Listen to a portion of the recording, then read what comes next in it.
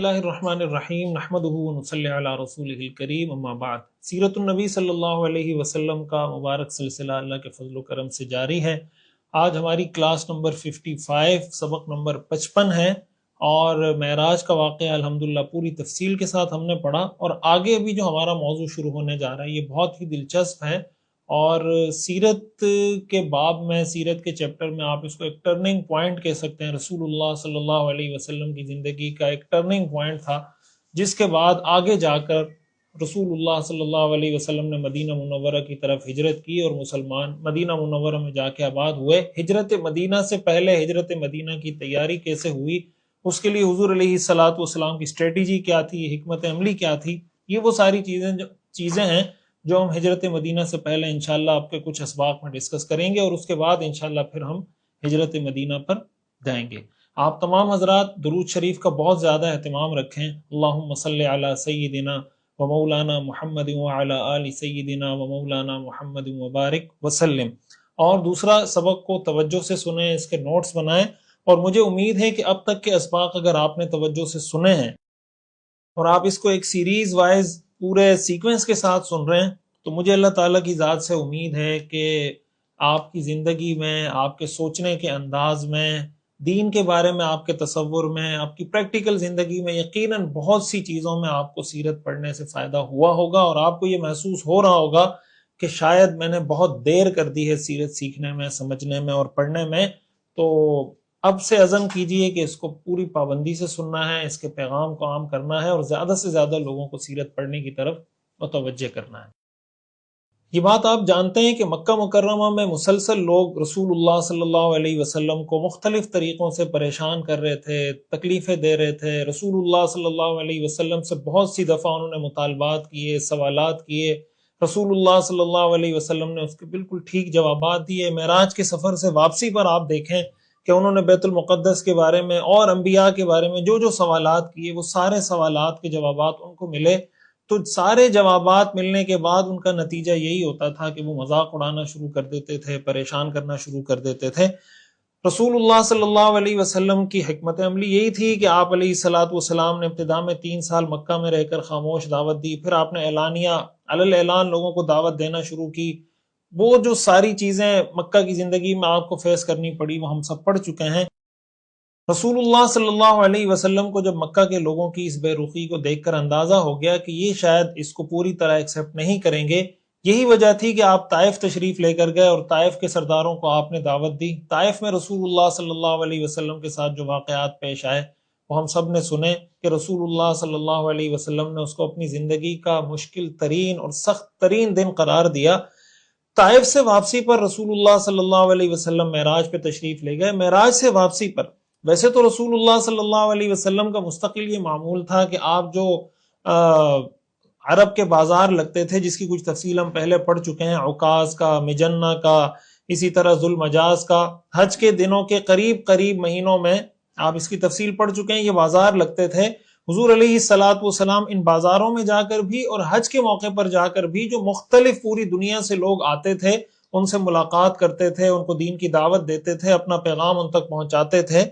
لیکن جب طائف کا واقعہ پیش آیا اور رسول اللہ صلی اللہ علیہ وسلم مکہ مکرمہ تشریف لائے، تو اب آپ کی حکمت عملی یہی تھی اللہ تعالیٰ کے حکم سے کہ اب کسی طرح جلد از جلد مکہ میں رہتے ہوئے باہر الائنس بنائے جائیں، باہر کسی کے ساتھ معاہدہ کیا جائے، اتحاد کیا جائے، اور وہ اتحاد و ایگریمنٹ کرنے کے بعد مکہ سے نکلا جائے۔ اس لیے کہ طائف رسول اللہ صلی اللہ علیہ وسلم نکل گئے تھے اور آپ نے طائف کے لوگوں سے کوئی ایگریمنٹ نہیں کیا تھا، آپ ڈائریکٹ تشریف لے گئے تھے۔ طائف کے اس واقعے کے بعد رسول اللہ صلی اللہ علیہ وسلم نے اپنی حکمت عملی چینج کی، اور اب آپ کی حکمت عملی یہ تھی کہ مکہ مکرمہ میں رہنا ہے، لیکن مکہ مکرمہ میں اس جو رہنے کا وقت ہے اس کو قیمتی بنانا ہے، اور کم سے کم وقت میں یہ کوشش کرنی ہے کہ باہر کے کسی مضبوط تگڑے قبیلے کے ساتھ ایگریمنٹ کیا جائے، معاہدہ کیا جائے، کوئی پیکٹ کیا جائے، اور پھر اس کے بعد اسلام کا مرکز، اسلام کا سینٹر اس جگہ کو بنا دیا جائے۔ اس کے لیے رسول اللہ صلی اللہ علیہ وسلم نے مختلف قبائل سے ملنا شروع کیا۔ عرب کے کئی قبائل ہیں، اس پر پوری کتابیں لکھی گئی ہیں، پورے انسائکلوپیڈیاز موجود ہیں۔ عربی میں اکادمیت الورد کے نام سے ایک بہترین ٹویٹر اکاؤنٹ بھی ہے، اسی طرح یوٹیوب پر ان کا چینل بھی ہے، وہ بہت اچھا کام کر رہے ہیں. اسی طرح موسوعۃ القبائل العربیہ، بہت سی کتابیں ہیں جو عرب کے قبائل پر لکھی گئی ہیں. ظاہر ہے کہ ہم عرب کے پورے قبائل کا تعارف تو یہاں نہیں کروا سکتے، لیکن جو عرب کے بڑے بڑے قبیلے ہیں ان کی تفصیل ہم مختصراً آپ کو 6-7 قبیلوں کے بارے میں بتائیں گے کہ رسول اللہ صلی اللہ علیہ وسلم ان کے پاس تشریف لے کر گئے، آپ نے کیا بات کی، انہوں نے کیا رسپونڈ کیا. تو آپ علیہ الصلوۃ والسلام نے یہ سلسلہ شروع کر دیا. ایک ایک قبیلے کے پاس آپ نے جانا شروع کیا، ایک قبیلے کے پاس تشریف لے گئے، پھر دوسرے قبیلے کے پاس، پھر تیسرے قبیلے کا مطلب یہ ہے، مثال کے طور پر ایک قبیلہ یمن کا تھا، وہ یمن کے قریب رہتے تھے، ایک شام کی طرف کا تھا، وہ شام کے قریب رہتے تھے، ایک خلیج فارس کی طرف ایسٹ کی جانب، مشرق کی جانب تھا، اس قبیلے سے آپ ملے، مختلف قبائل سے آپ ملے. مقصد آپ کا یہی تھا کہ آپ ان کے سامنے پیغام پیش کریں اور ان کو دین کی دعوت دیں. رسول اللہ صلی اللہ علیہ وسلم اس ملاقات میں 2 چیزوں کی دعوت دیتے تھے، اس کی تفصیل کی طرف ہم آتے ہیں.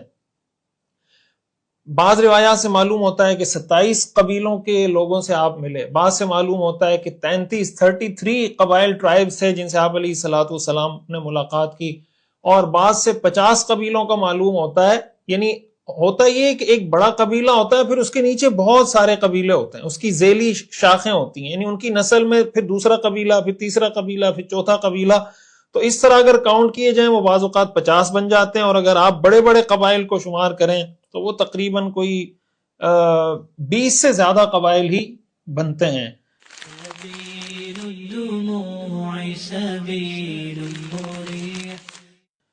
تو حضور علیہ الصلوۃ والسلام کی حکمت عملی یہ تھی اس ملاقات میں کہ آپ اپنے ساتھ ضرور کسی نہ کسی کو لے کے جاتے تھے، اور موسٹ آف کیسز میں، زیادہ تر کیسز میں حضور علیہ الصلوۃ والسلام کے ساتھ اس ملاقات میں حضرت ابوبکر صدیق رضی اللہ تعالی عنہ اور حضرت علی رضی اللہ تعالی عنہ آپ کے ساتھ سفر میں ان ملاقاتوں میں ہوتے تھے. حضرت ابوبکر صدیق رضی اللہ تعالیٰ عنہ کی خصوصیت یہ تھی کہ وہ نساب تھے. نساب کا مطلب یہ ہے کہ وہ نسب کے ماہر تھے. عرب کے جتنے قبیلے ہیں نا، ان کو پتا ہوتا تھا کہ یہ قبیلہ اس کی اولاد میں، وہ اس کی اولاد میں، ان کا بڑا یہ ہے، پھر اس کے یہ 2 بڑے قبیلے بنتے ہیں. ان کو پوری ڈیٹیل پتا ہوتی تھی کہ یہ قبیلہ کہاں رہتا ہے، یہ کہاں رہتا ہے، ساری تفصیلات ان کو معلوم ہوتی تھی. رسول اللہ صلی اللہ علیہ وسلم نے حضرت ابوبکر صدیق رضی اللہ تعالیٰ عنہ کو ساتھ رکھا. حضرت جابر بن عبداللہ رضی اللہ تعالیٰ عنہ فرماتے ہیں کہ رسول اللہ صلی اللہ علیہ وسلم عرفات کے موقع پر لوگوں کے پاس جاتے اور ان سے فرماتے، الا رجل يحملني الى قومه فان قریشا قد منعوني ان ابلغ کلام ربی. کیا کوئی ہے جو مجھے اپنی قوم کے پاس لے کر جائے تاکہ میں ان کو اللہ کا، اپنے رب کا پیغام پہنچاؤں، اس لیے کہ قریش کے لوگوں نے مجھے اپنے رب کا پیغام پہنچانے سے روک رکھا ہے. اور ایک روایت میں آتا ہے، آپ نے فرمایا، من رجل یحملنی، کون ہے وہ جو مجھے لے کر جائے اپنی قوم کے پاس، فیمنعنی، اور وہ میرا دفاع بھی کرے، میری سیکیورٹی کو بھی یقینی بنائے، حتی ابلغ رسالت ربی، یہاں تک کہ میں اپنے پروردگار کا پیغام ان تک پہنچاؤں. فإن قریشا قد منعونی ان ابلغ رسالت ربی، اس لیے کہ قریش مجھے اپنے رب کا پیغام انسانیت تک پہنچانے نہیں دے رہے. رسول اللہ صلی اللہ علیہ وسلم عرفات میں ایک قبیلے کے پاس جا کر یہ صدا لگاتے تھے، یہ اعلان کرتے تھے، کوئی ہے جو مجھے اپنے قبیلے کے پاس لے کر جائے، میری ملاقات کروائے، کوئی ہے جو اپنے قبیلے کے سرداروں سے میری ملاقات کروائے.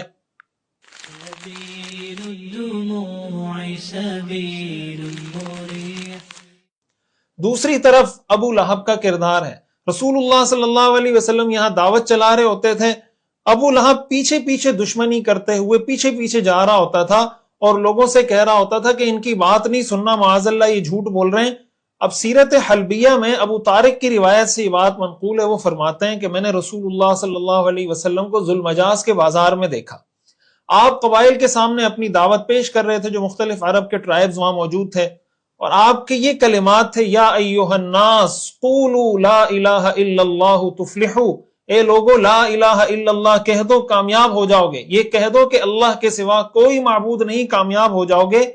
تو وہ کہتے ہیں کہ پیچھے پیچھے ایک شخص تھا جس کے سر پر 2 لمبی چوٹیاں تھی بالوں کی، وہ آپ کو پتھر مارنے جا رہا تھا، یہاں تک کہ آپ کی ایڑی خون آلود ہو گئی، اور وہ پیچھے سے کہتا ہوا جاتا تھا، یا ایھا الناس لا تسمعوا منہ فانہ کذاب، اے لوگوں ان کی بات مت سننا، یہ جھوٹ بولتا ہے، معاذ اللہ.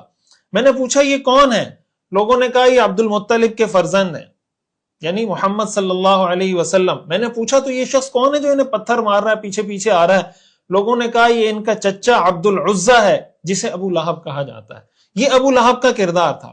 ایسا ہی ایک واقعہ سیرت ابن ہشام کے اندر مذکور ہے. ربیعہ ابن عباد رضی اللہ تعالیٰ عنہ فرماتے ہیں کہ میں اپنے لڑکپن جوانی کے زمانے میں اپنے والد کے ساتھ ایک دفعہ منا گیا. میں نے دیکھا کہ رسول اللہ صلی اللہ علیہ وسلم ایک ایک قبیلے کے پاس جا کر ان کے خیموں کے سامنے کھڑے ہو کر ان کو دعوت دیتے تھے، اور آپ کے کلمات یہ ہوتے تھے، یا بنی فلان، اے فلاں قبیلے کے لوگو، انی رسول اللہ علیکم، میں اللہ کا رسول ہوں، تمہاری طرف بھیجا گیا ہوں. یأمرکم، اللہ تمہیں اس بات کا حکم دیتا ہے، ان تعبدوا اللہ ولا تشرکوا بہ شیئا، کہ تم ایک اللہ کی عبادت کرو، اللہ کے ساتھ کسی کو شریک مت کرو. وَأَن تَخْلَعُوا مَا تَعْبُدُونَ مِن دُونِهِ مِنْ هَذِهِ الْأَنْدَادِ، اور جن بتوں کی تم اللہ کے علاوہ عبادت کرتے ہو ان کو چھوڑ دو، ان سے اعلان برات کر دو. وَأَن تُؤْمِنُوا بِي، اور یہ کہ تم مجھ پر ایمان لاؤ. وَتُصَدِّقُونِي، میری تصدیق کرو. وَتَمْنَعُونِي، اور میرا دفاع کرو، میری سیکیورٹی کو، میری حفاظت کو، میری پروٹیکشن کو میک شور کرو. حَتَّى أُبَيِّنَ عَنِ اللَّهِ مَا بَعَثَنِي بِهِ، یہاں تک کہ اللہ تعالیٰ نے جس پیغام کو دے کر مجھے بھیجا ہے، میں وہ پیغام وضاحت کے ساتھ صاف صاف الفاظ میں آپ تک پہنچا سکوں. ربیعہ کہتے ہیں کہ میں نے دیکھا کہ آپ علیہ الصلوۃ والسلام یہ دعوت دے رہے ہیں، ایک ایک قبیلے کے پاس جا کر ان الفاظ میں آپ دعوت دے رہے تھے، اور پیچھے پیچھے ایک بھینگی آنکھوں والا اور سرخ چہرے والا ایک شخص ہے جس کے بالوں کی 2 چوٹیاں بنی ہوئی تھیں، اور اس نے عدن کا ایک قیمتی جوڑا پہن رکھا تھا. جب رسول اللہ صلی اللہ علیہ وسلم اپنی بات مکمل کر لیتے تو یہ آتا اور کہتا، یا بنی فلان، اے فلاں قبیلے کے لوگوں، ان ھذا انما يدعوكم ان تسلخوا اللات والعزى من اعناقكم، یہ شخص تمہیں اس بات کی دعوت دیتے ہیں کہ تم اپنی گردن سے لات اور عزا کی عبادت کا طوق اتار دو. وحلفاؤكم من الجن من بني مالك بن اقيش الى ما جاء به من البدعة والضلالة، اور یہ تمہیں اس بات کی دعوت دیتے ہیں کہ تم اپنے حلیف قبائل کو چھوڑ دو، اور اس کے بدلے میں ایک تمہیں جدید دین کی طرف دعوت دے رہے ہیں، معاذ اللہ ایک نئی گمراہی کی طرف دعوت دے رہے ہیں. فلا تطیعوه ولا تسمعوا منه، ان کی اطاعت بھی مت کرو، ان کی بات بھی مت سنو. یہ صحابی فرماتے ہیں کہ میں نے اپنے والد سے پوچھا یہ کون ہے؟ انہوں نے کہا یہ رسول اللہ کا چچا ابو لہب ہے. یہ رسول اللہ صلی اللہ علیہ وسلم کی اسٹریٹجی تھی کہ، اور آپ دیکھیں کہ آپ علیہ الصلوۃ والسلام بھی اپنی محنت کر رہے ہیں، ابو لہب بھی لگا ہوا ہے. یہ ہمیشہ سے جو میں بات کہتا ہوں نا کہ ابو لہب شخصیت کا نام تو ہے ہی، لیکن ہم جب سیرت پڑھتے ہیں ہم اس کو ایک شخصیت کے طور پر نہیں، ایک کریکٹر کے طور پر دیکھیں کہ جب آپ دین کا کام کریں گے، جب آپ خیر کا کام کریں گے تو آپ کے ساتھ مقابلہ کرنے کے لیے ابو لہب کے کریکٹر کے لوگ بھی پیچھے موجود ہوں گے. اب دیکھیں ہمیں شاید اتنی مشکلات ہم میں سے تو کسی کو بھی فیس کرنی نہیں پڑی جو رسول اللہ صلی اللہ علیہ وسلم کو فیس کرنی پڑ رہی ہے، کہ آپ دعوت دے رہے ہیں، پیچھے سے وہ پتھر بھی مار رہا ہے، تکلیفیں بھی دے رہا ہے، اور معاذ اللہ بے ادبی اور توہین اور گستاخی کی کلمات بھی کہہ رہا ہے.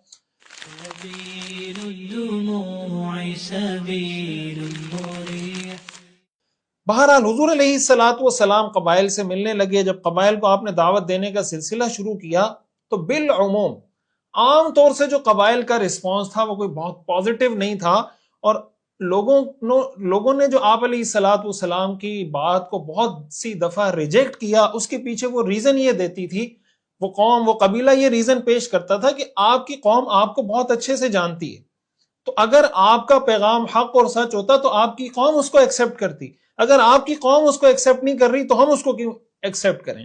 یہ ایک بنیادی سمجھے ان کا جواب ہوتا تھا، یا ریزن یا لاجک ہوتی تھی جو وہ پیش کر رہے ہوتے تھے. دوسرا، آپ جانتے ہیں کہ رسول اللہ صلی اللہ علیہ وسلم کے بارے میں افواہیں پھیلا دیا کرتے تھے. آپ پہلے مشرکین کے حربے جو ہم نے پڑھے اس میں آپ تفصیل سے پڑھ چکے ہیں. آپ کو صابی کہا گیا، مجنون کہا گیا، ساحر کہا گیا، وغیرہ وغیرہ. مختلف مشرکین کے حربے جو ہم نے پڑھے اس میں ہم تفصیل سے پڑھ چکے ہیں. پھر ابو لہب جو پیچھے پیچھے آ رہا ہوتا تھا اس سے بھی لوگ متاثر ہوتے تھے کہ بھئی ان کے اپنے چچا ہیں، جب یہ بات ایکسیپٹ نہیں کر رہے تو پھر ہم ان کی بات کیسے ایکسیپٹ کریں. بہرحال رسول اللہ صلی اللہ علیہ وسلم نے اس سلسلے کو جاری رکھا.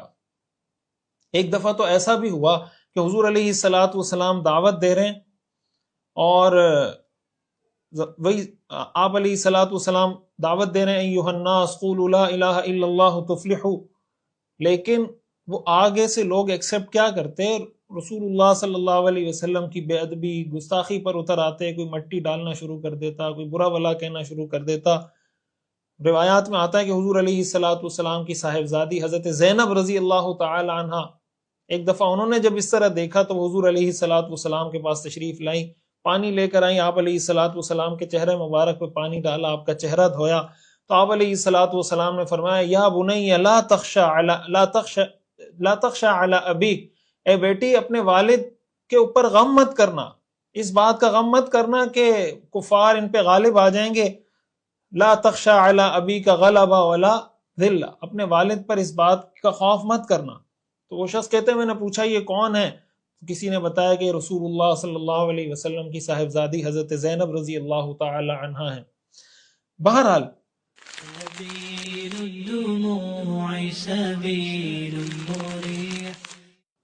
حضور علیہ الصلوۃ والسلام نے جن قبائل کو دعوت دی، میں ان کے نام آپ کو بتا دیتا ہوں، پھر ان میں سے 6-7 قبائل کے ساتھ آپ کی جو ہونے والی ڈسکشن تھی یا جو مکالمہ تھا اس کو بھی ان شارٹ میں آپ کے سامنے کوٹ کروں گا، نقل کروں گا، تاکہ آئیڈیا ہو سکے کہ حضور علیہ الصلوۃ والسلام جا کے کیا گفتگو کرتے تھے، پھر اس میں ہمارے لیے میسج اور پیغام کیا ہے اس کی طرف ہم آئیں گے۔ آپ علیہ الصلوۃ والسلام جن قبائل سے ملے ان میں بنو عامر، غسان، بنو ہمدان، بنو فزارہ، بنو مرہ، بنو حنیفہ، بنو سلیم، بنو عبس، بنو نصر، ثعلبہ ابن عکابہ، کندہ، کلب، بنو الحارث ابن کعب، بنو عذرہ، ربیعہ، بنو شیبان۔ یہ تقریباً آپ سمجھیں کہ کئی قبائل کے نام میں آپ کو گنوا چکا ہوں۔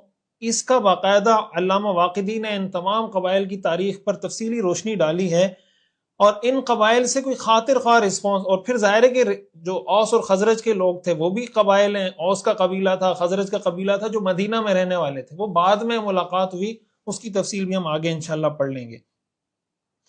ان قبائل سے آپ ملے، سب سے جو زیادہ منفی جواب آپ کو ملا، سب سے زیادہ جو سخت رد عمل کا سامنا آپ کو کرنا پڑا، وہ آپ جانتے ہیں ثقیف، طائف میں ثقیف کا قبیلہ تھا، ان کے سامنے بھی آپ نے اپنا پیغام پیش کیا تھا۔ اور دوسرے نمبر پر جو بنو حنیفہ، جو مسیلمہ کذاب جس نے نبوت کا جھوٹا دعویٰ کیا تھا، اس کے قبیلے کے جو لوگ تھے، یمامہ کے لوگ، وہ لوگ تھے جنہوں نے بہت سخت رد عمل دیا۔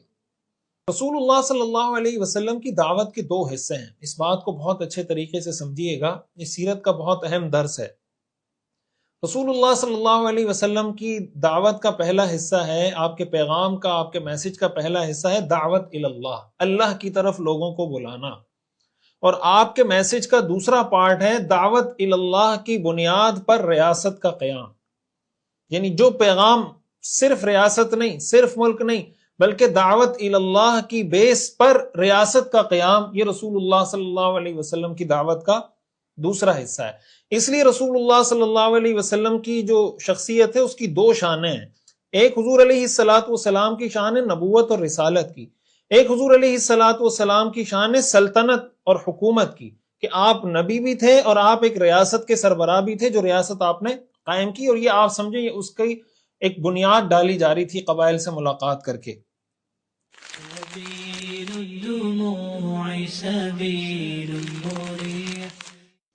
قبائل سے ملاقات کرتے وقت جو مختلف ٹرائبز کے پاس آپ گئے، آپ 2 باتیں کرتے تھے۔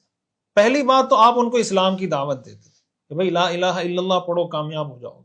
دوسری دعوت آپ ان کو دیتے تھے کہ میری حفاظت اور میری پروٹیکشن کی ذمہ داری لو، یعنی تم یہ رسپانسبلٹی اٹھاؤ کہ تم مجھے پروٹیکٹ کرو گے، میری حفاظت کرو گے اور میری سپورٹ میں کھڑے ہوگے۔ اور حضور علیہ الصلوۃ والسلام نے یہ جو سپورٹ کا یا سیکورٹی کا یا پروٹیکشن کا آپ ڈیمانڈ کرتے تھے، یہ شخصیت کے طور پہ نہیں، بلکہ اس طور پر کہ میں اس دین کی دعوت دینے والا ہوں، اس دین کا پیغمبر ہوں، بطور پیغمبر کے میری پروٹیکشن کے لیے کھڑے ہو جائیں۔ دیکھیں شخصی طور پر تو حضور علیہ الصلوۃ والسلام کو پہلے بھی کئی لوگ پروٹیکشن دے چکے تھے، طائف سے جب آپ واپس آئے مطعم بن عدی نے آپ کو پروٹیکشن دی، آپ مکہ مکرمہ میں داخل ہو گئے۔ حضرت ابوبکر صدیق کا ہم نے پڑھا کہ ابن الدغینہ نے آپ کو پروٹیکشن دی، آپ مکہ میں داخل ہو گئے۔ تو شخصی طور پر تو پروٹیکشن دینے کے لیے ہر کوئی تیار ہو جاتا تھا، حضور علیہ الصلوۃ والسلام یہ فرماتے تھے کہ مجھے آپ کی پروٹیکشن چاہیے، سیکیورٹی چاہیے، حفاظت چاہیے بطور پیغمبر کے۔ بطور پیغمبر ہونے کا مطلب یہ کہ تم میرے ساتھ نظریاتی طور پر بھی متفق ہو جاؤ، کلمہ پڑھو، مسلمان ہو جاؤ، اور پھر اس کے بعد میری سیکورٹی اور میرے دفاع کو تم یقینی بناؤ۔ یہ رسول اللہ صلی اللہ علیہ وسلم کی دو دعوتیں ہوتی تھیں، یعنی صرف اسلام کی دعوت آپ نہیں دیتے تھے، اسلام کی دعوت بھی ان قبائل کو، اور ساتھ اپنی پروٹیکشن کی اور اپنے نظام کی پروٹیکشن کی دعوت بھی دیتے تھے۔ اور اس سے ہمیں ایک بات یہ معلوم ہوتی ہے کہ بعض اوقات ہمارے ہاں ان چیزوں کو غیر ضروری سمجھا جاتا ہے نا۔ یعنی آپ اگر کسی سے یہ کہیں کہ بھائی یہ عالم دین ہے، ان کی سیکورٹی کا آپ کوئی بندوبست کریں، ان کی حفاظت کا کوئی بندوبست کریں، کوئی سیکورٹی گارڈ رکھ لیں، یا ان کی سیکورٹی گارڈ رکھنے کی کوئی تنخواہ ہے وہ ادا کر دیں، تو لوگ آگے سے کہتے ہیں یار ان کو اللہ پہ توکل نہیں ہے، ممبر پہ بیٹھ کے توکل کی باتیں کرتے ہیں اور یہاں لوگوں سے ڈرتے ہیں۔ تو بھائی توکل کا یہ مفہوم کہاں سے؟ یہی وہ بات ہے جو میں بار بار عرض کرتا ہوں کہ دین کا جو مفہوم تصور ہم نے سمجھ رکھا ہے، جب آپ سیرت پڑھیں گے تو آپ کے بہت سارے تصورات چیلنج ہوں گے۔ حضور علیہ الصلوۃ والسلام نے سیکورٹی کا مطالبہ کیسے کیا، کیا تفصیلات تھی، اس پہ ہم بات کرتے ہیں، اور پھر آگے ہم مزید میں اس موضوع پہ بات کرتا ہوں۔ اچھا، دوسرا کام حضور علیہ الصلوۃ والسلام نے یہ کیا، ایک تو آپ کا پیغام 2 پوائنٹ ایجنڈا تھا آپ کا، دوسرا آپ علیہ الصلوۃ والسلام کا فوکس تھا قبائل کے جو سردار تھے، بڑے بڑے لوگ تھے، ان سے آپ زیادہ فوکس تھا کہ ان سے ملاقاتیں کریں۔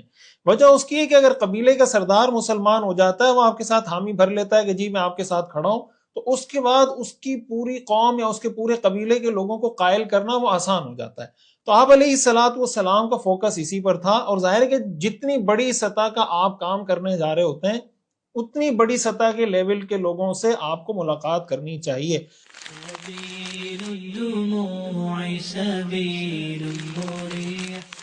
مثال کے طور پر آپ کوئی ایسا کام کرنا چاہ رہے ہیں جو یو سی کے لیول کا ہے، تو آپ یو سی چیئرمین سے ملیں۔ ایسا کام کرنا چاہ رہے ہیں جو ٹاؤن کے لیول کا ہے، تو آپ ٹاؤن کے چیئرمین سے ملیں۔ ایسا کام کرنا چاہ رہے ہیں جو کسی ڈسٹرکٹ کے لیول کا ہے، تو آپ ڈسٹرکٹ کے ہیڈ سے ملیں۔ ایسا کام کرنے جا رہے ہیں جو سٹی شہر کے لیول پر ہے، تو آپ جو سٹی کا میئر ہے، شہر کا میئر ہے، جو بھی کرتا دھرتا ہے اس سے ملیں۔ کوئی ایسا کام کرنے جا رہے ہیں جس کا امپیکٹ پورے ملک پہ پڑے گا، تو آپ ملک کے جو کرتا دھرتا لوگ ہیں، وزیر اعظم ہیں، جو پاور میں لوگ ہیں، ان سے ملنے کی کوشش کریں۔ بعض اوقات یہ ہوتا ہے کہ ہم کام کرنا چاہ رہے ہوتے ہیں ملکی سطح پر اور ملاقاتیں کر رہے ہوتے ہیں بہت چھوٹی سطح پر، اس کا بھی یقیناً فائدہ ہوتا ہے، لیکن اس چیز کا ہمیں پتہ ہونا چاہیے اگر آپ چھوٹی سطح پہ ملاقات اس لیے کر رہے ہیں کہ اس کو آپ ذریعہ بنائیں گے آگے تک پہنچنے کا، پھر تو ٹھیک ہے، لیکن اگر آپ کی اسٹریٹجی یہ کہ نہیں میں نے انہی سے مل کے سارے مسائل حل کرنے ہیں، تو ظاہر ہے کہ ملکی سطح کے مسائل وہ بیٹھ کے حل نہیں کر سکتے۔ رسول اللہ صلی اللہ علیہ وسلم چونکہ بڑی سطح پہ، ریاست کی سطح پہ کام کرنے جا رہے تھے، تو آپ کا فوکس بھی یہاں پر قبیلے کے سردار تھے۔ تو یہ ایک اہم میسج اس میں ہمارے لیے یہ ہے کہ جس لیول پر آپ کام کرنے جا رہے ہوں اس لیول کے لوگوں سے ہمیں ملنا چاہیے۔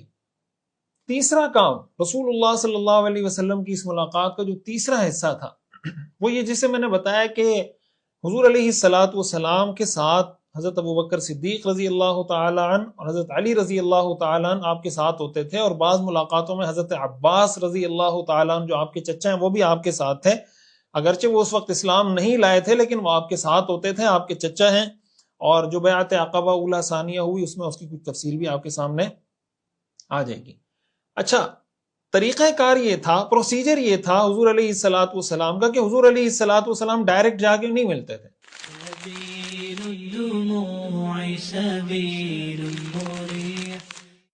پہلے حضرت ابوبکر صدیق رضی اللہ تعالیٰ عنہ جاتے تھے، اس قبیلے کے لوگوں سے ملتے تھے اور ان سے کچھ سوالات کرتے تھے، جیسے کوسچن بنتا ہے نا، ڈیٹا جمع کیا جاتا ہے۔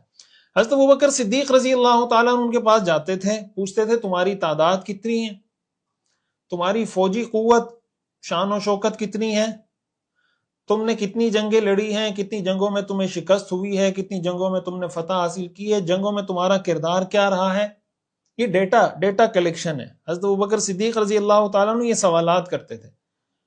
جب یہ سارا ڈیٹا وہ جمع کر لیتے تھے، وہ آ کے رسول اللہ صلی اللہ علیہ وسلم کو بتاتے تھے کہ یہ قبیلہ ہے، اس قبیلے کے اتنے لوگ ہیں، اتنے ہزار لوگ ہیں، ان کی فوجی طاقت ایسی ہے، انہوں نے اتنی جنگیں لڑی ہیں، فلاں سے جنگ جیتے ہیں، فلاں سے جنگ ہارے ہیں۔ اس کی روشنی میں حضور علیہ الصلوۃ والسلام جا کر قبیلے کے لوگوں سے بات چیت کرتے تھے۔ اب میں آپ کے سامنے کچھ قبائل کا یہاں تذکرہ کرتا ہوں کہ جن جن قبائل سے حضور علیہ الصلوۃ والسلام نے ملاقات کی اور ان کا کیا رد عمل تھا، اور حضرت ابوبکر صدیق رضی اللہ تعالیٰ عنہ نے جا کر کیا بات کی، پھر حضور علیہ الصلوۃ والسلام نے کیا بات کی، اور پھر قبائل کے لوگوں کا رد عمل اور ریئیکشن اس پہ کیا.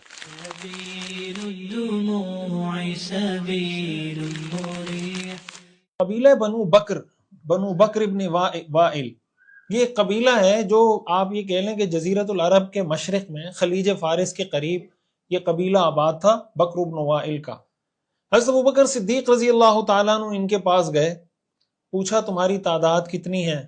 انہوں نے بتایا کہ ہم تعداد میں اتنے ہیں جتنے زمین کے ذرات ہیں، یعنی ہم بہت زیادہ ہیں. حضرت ابوبکر صدیق رضی اللہ تعالیٰ عنہ نے پوچھا تمہاری فوجی قوت کیسی ہے؟ وہ کہنے لگے کہ فوجی قوت ہماری اتنی مضبوط نہیں ہے، اس کی وجہ یہ ہے کہ ہم فارس کے پڑوس میں رہتے ہیں، یعنی ایران کے پڑوس میں رہتے ہیں، اور ہم ان سے مقابلہ نہیں کر سکتے. تو آپ علیہ الصلوۃ والسلام کو جب یہ ڈیٹا آ کے بتایا حضرت ابوبکر صدیق رضی اللہ تعالی عنہ نے، تو آپ علیہ الصلوۃ والسلام نے ان کو اسلام کی دعوت تو دی، لیکن دوسرا جو آپ کا ایجنڈا تھا وہ آپ نے ان کے ساتھ شیئر نہیں کیا کہ میں تمہارے پاس آنا چاہتا ہوں، میری پروٹیکشن، میرے دفاع کا انتظام کرو. یہ بات آپ نے ان سے نہیں کی. وجہ اس کی یہ تھی کہ انہوں نے خود کہہ دیا تھا کہ ہماری فوجی طاقت اتنی مضبوط نہیں ہے. اس سے پتہ چلتا ہے کہ اسلام میں تعداد کی بھی اہمیت ہے، فوجی طاقت کی اور فوجی قوت کی بھی اہمیت. یہ جو بار بار علماء کی طرف سے کہا جاتا ہے نا کہ بھائی پاکستان کو اللہ تعالیٰ نے جو ایک فوجی طاقت یا قوت عطا کی ہے، اس کی ہمیں قدر کرنی چاہیے. اور مسلمان ملکوں کو اللہ کا یہ حکم ہے وَأَعِدُّوا لَهُم مَّا اسْتَطَعْتُم مِّن قُوَّةٍ، مسلمانوں کو یہ حکم ہے کہ بھائی اپنی قوت تیار کر کے رکھو جتنی قوت تیار کر سکتے ہو. تو یہ بہت بڑی اس کی شریعت کی نظر میں بڑی اہمیت ہے. دیکھیں سورہ انفال کی آیت ہے نا کہ پہلے اللہ تعالیٰ کا حکم تھا إِن يَكُن مِّنكُمْ 20 صَابِرُونَ يَغْلِبُوا 200، کہ اگر تم میں سے 20 لوگ ہوں گے تو وہ 200 پر غالب آ جائیں گے. وَإِن يَكُن مِّنكُمْ 100 يَغْلِبُوا 1000، اگر تم لوگ 100 ہو گئے تو 1000 پہ غالب آ جاؤ گے. مطلب یہ تھا کہ اگر 100 کے مقابلے میں کافروں کا 1000 کا لشکر ہو تو بھاگنا جائز نہیں ہے، مقابلہ کرنا ضروری ہے. پھر اللہ تعالیٰ نے آسانی کر دی اور اللہ تعالیٰ نے یہ حکم تبدیل کر کے یہ فرمایا إِن يَكُن مِّنكُم 100 صَابِرَةٌ يَغْلِبُوا 200، 50-50 کر دیا کہ 100 لوگ اگر مقابلے میں 200 کافر ہوں تو ان کا مقابلے سے بھاگنا جائز نہیں ہے. وَإِن يَكُن مِّنكُمْ 1000 يَغْلِبُوا 2000 بِإِذْنِ اللَّهِ، اگر تم 1000 ہو تو 2000 کا مقابلہ کرو. تو پہلے 1 اور 10% تھا کہ اگر تم سے 10% زیادہ ہوں تب بھی تم نے مقابلہ کرنا ہے، نہیں تم 100 ہو وہ 1000 ہو تب بھی مقابلہ کرنا ہے. پھر اللہ تعالیٰ نے آسانی کر دی کہ نہیں اگر وہ تمہارے ڈبل ہوں تب مقابلہ کرنا ضروری ہے، اگر ڈبل سے بھی زیادہ ہوں پھر تم پہ مقابلہ کرنا ضروری نہیں ہوگا، پھر تمہیں اپنی حکمت عملی تبدیل کرنی پڑے گی. بہرحال اس سے ہمیں پتہ چلتا ہے کہ اسلام میں تعداد کی بھی، قوت، پاپولیشن کی یا آبادی کی بھی بڑی اہمیت ہے. دوسرے نمبر پر فوجی طاقت اور قوت کی بھی بڑی اہمیت ہے.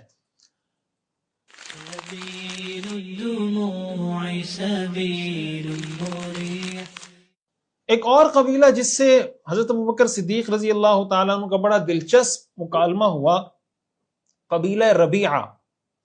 یہ ربیعہ قبیلہ ہے، آپ یہ کہہ لیں یہ بڑا قبیلہ ہے، اس کے ماتحت بہت سارے عرب کے قبائل آتے ہیں. حضور علیہ الصلوۃ والسلام نے ان سے بھی ملاقات کی. حضور علیہ الصلوۃ والسلام اور حضرت ابوبکر صدیق رضی اللہ تعالیٰ عنہ تشریف لے کر گئے. حضرت ابوبکر آگے بڑھے، سلام کیا اور کچھ سوالات کرنا شروع کیے. پوچھا آپ لوگ کس قبیلے کے ہیں؟ انہوں نے کہا ہم ربیعہ سے ہیں.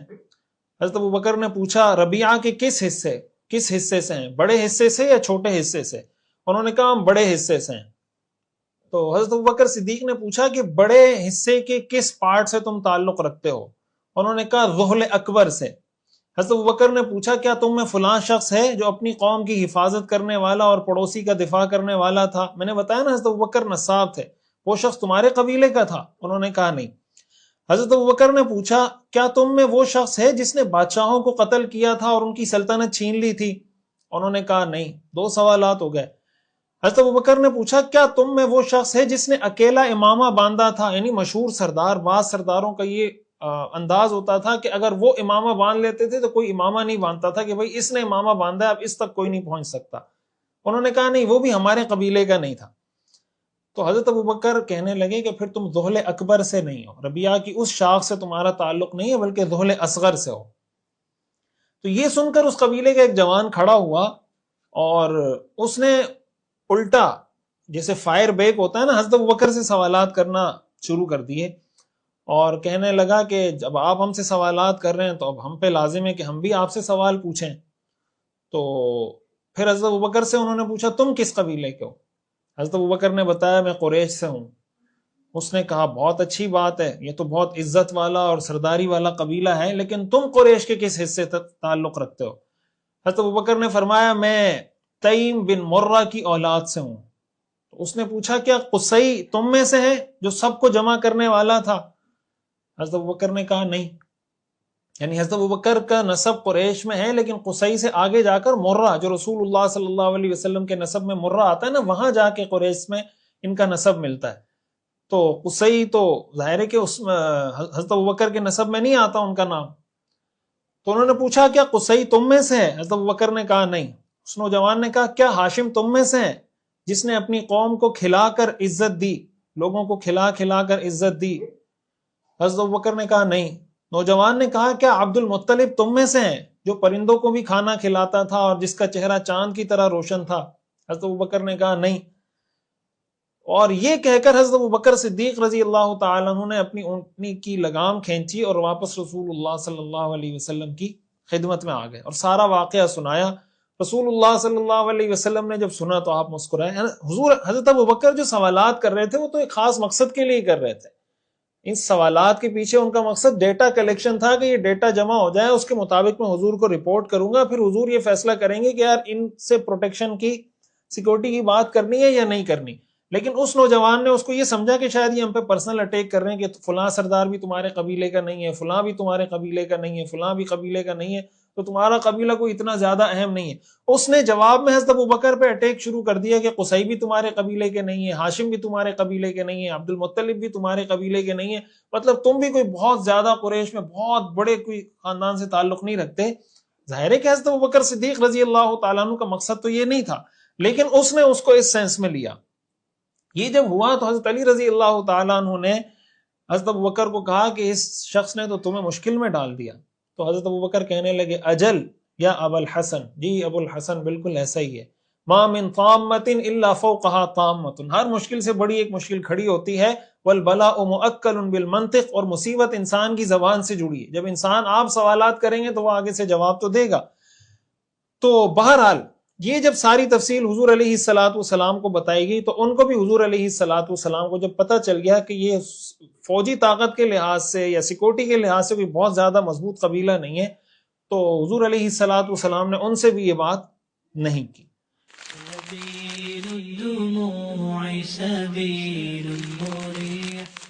ایک تیسرا قبیلہ جن سے رسول اللہ صلی اللہ علیہ وسلم نے ملاقات کی وہ بنو ہمدان ہے.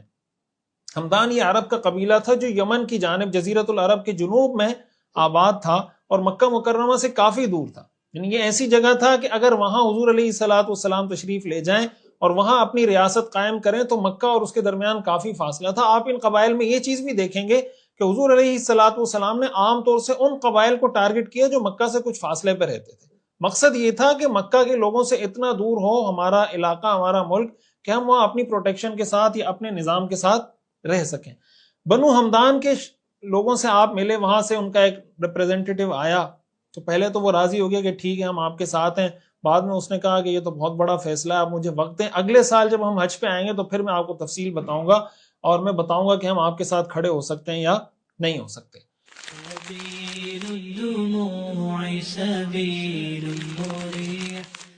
ایک اور قبیلہ ہے بنو کلب.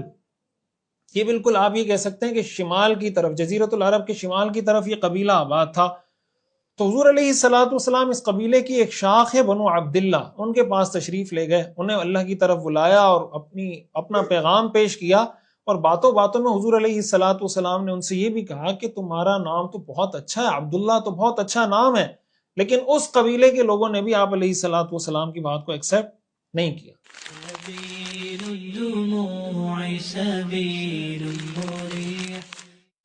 ایک اور قبیلہ ہے بنو عامر بن صعصع.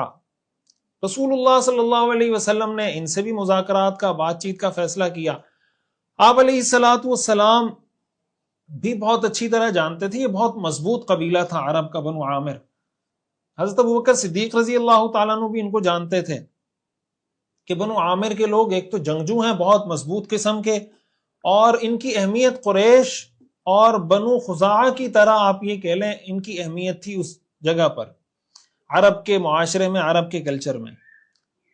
اور یہ ان 5 قبائل میں سے کہا جاتا ہے بنو عامر بن صعصع اس قبیلے کو، کہ نہ کبھی ان کی کوئی عورت لونڈی بنی، نہ ہی وہ کسی کے ماتحت رہ کر انہوں نے ان پر نہ کوئی حکومت کر سکا ہے، اور نہ انہوں نے کبھی تاوان ادا کیا ہے۔ حضور علیہ الصلوۃ والسلام کو یہ بھی علم تھا کہ بنو عامر کے لوگ اور بنو ثقیف یعنی طائف کے جو لوگ تھے یہ آپس میں دشمن تھے، یعنی بنو عامر کے لوگ بنو ثقیف کے لوگوں کے دشمن تھے۔ آپ علیہ الصلوۃ والسلام کے پیش نظر یہ بات بھی تھی کہ اگر بنو عامر کے لوگ میری بات کو ایکسپٹ کر لیتے ہیں تو طائف کے لوگوں کے ساتھ چونکہ ان کی دشمنی ہے تو طائف کے لوگوں کے لیے حملہ کرنا یا طائف کے لوگوں کے لیے حضور علیہ الصلوۃ والسلام کو پریشان کرنا وہ آسان نہیں ہوگا۔ آپ یہ کہہ سکتے ہیں کہ حضور علیہ الصلوۃ والسلام چونکہ بنو ثقیف نے تو طائف کے لوگوں نے تو آپ کو بہت بری طرح ستایا تھا، تو آپ علیہ الصلوۃ والسلام ان کو باہر کی جانب سے گھیرنے کا اور بنو عامر کا تعاون حاصل کرنے کا آپ نے پروگرام بنایا۔ اس سے یہ ہوتا کہ طائف کے لوگوں کی جو قوت تھی وہ کم پڑ جاتی یا وہ دب جاتے اور حضور علیہ الصلوۃ والسلام ایک اچھی پوزیشن میں آ جاتے۔ بنو عامر کے لوگوں سے جب آپ نے ملاقات کی تو آپ نے اپنی دعوت ان کے سامنے پیش کی۔ ان میں سے ایک شخص آیا، آپ علیہ الصلوۃ والسلام سے کہنے لگا، آپ کے بارے میں کہنے لگا، اللہ کی قسم اگر یہ قریشی نوجوان میرے ہاتھ آ جائے تو میں پورے عرب کو نگل جاؤں، یعنی اتنا مضبوط شخص ہے، اگر یہ میرے پاس آ جائے، میرے پاس ہو، پورے عرب پہ میں غالب آ جاؤں۔ اور پھر وہ آپ کو کہنے لگا، اگر ہم آپ کے تابع ہو جاتے ہیں، آپ کی بات مان لیتے ہیں، اور کل اللہ آپ کو دشمنوں پہ فتح عطا کر دیتے ہیں، آپ کو سرداری مل جاتی ہے، تو کیا اس سرداری میں ہمارا کوئی حصہ ہوگا یا نہیں ہوگا؟ آپ علیہ الصلوۃ والسلام نے فرمایا، الامر الی اللہ یضعہ حیث یشاء، کہ بھائی یہ تو اللہ کے ہاتھ میں ہے، اللہ جس کو چاہے عطا کرے۔ اس پر وہ کہنے لگا کہ یہ تو عجیب سی بات ہے کہ ہم آپ کی حفاظت بھی کریں، آپ کی حفاظت کے لیے گردنیں پیش کریں، اور جب آپ کو فتح مل جائے تو امارت اور بادشاہی سرداری آپ کسی اور کو دے دیں، ہمیں آپ کے پیغام میں دلچسپی نہیں ہے۔ بنو عامر کے لوگ جب واپس گئے تو انہی کے قبیلے کا ایک بزرگ تھا، اس کو جب انہوں نے ساری کارگزاری سنائی تو انہوں نے کہا کہ تم نے بہت بڑی غلطی کی ہے، بنو اسماعیل میں آج تک کسی نے نبوت کا جھوٹا دعویٰ نہیں کیا، اگر وہ یہ دعویٰ کر رہے ہیں تو وہ اللہ کے سچے نبی ہیں، تمہیں ان کی بات مان لینی چاہیے تھی، لیکن بہرحال وہ نہیں مانے۔ اس سے ہمیں یہ بات معلوم ہوتی ہے کہ حضور علیہ الصلوۃ والسلام جس جگہ کو اپنا مرکز بنانا چاہتے تھے وہاں اس مرکز میں آپ پورے اختیارات آپ کو چاہیے، آپ چاہتے تھے۔ یہ نہ ہو کہ نظریاتی طور پر وہ آپ کے ساتھ پوری طرح متفق نہ ہو، یا کسی دنیاوی لالچ کے لیے وہ آئے ہوں کہ ہمیں سرداری ملے گی، بادشاہت ملے گی، وزارت میں حصہ ملے گا، بلکہ آپ یہ چاہتے تھے کہ فلی کنٹرول آپ کو حاصل ہو، پھر اس کے بعد جو فیصلہ آپ کریں وہ وہاں پہ نافذ ہو۔ اس لیے آپ علیہ الصلوۃ والسلام نے ان کی اس بات کو ریجیکٹ کر دیا۔